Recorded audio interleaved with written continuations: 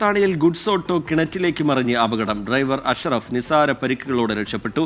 Sameer bin Kareem വിവരങ്ങളുമായി ചേരുന്നുണ്ട് മലപ്പുറത്തുനിന്ന്. സമീർ, എന്താണ് സംഭവിച്ചത്? സമീർ, ഇത് രാവിലെ 10 മണിയോട് കൂടെയാണ് വാഹനാപകടം ഉണ്ടാകുന്നത്. രണ്ടത്താണിയിൽ ഒരു കയറ്റം ഉള്ള ഒരു ഭാഗത്ത് എത്തിയ സമയത്താണ് ഗുഡ്സ് ഓട്ടോറിക്ഷ നിയന്ത്രണം വിട്ടുകൊണ്ട് പിന്നോട്ട് പോയി റോഡിനോട് ചേർന്നുള്ള കിണറ്റിലേക്ക് മറിഞ്ഞത് എന്നുള്ളതാണ്.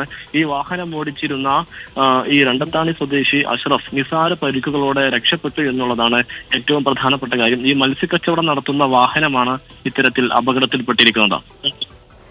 ശരി, സമീർ ബിൻ കരീം തിരൂരിൽ നിന്ന് വിവരങ്ങൾ നൽകുകയായിരുന്നു.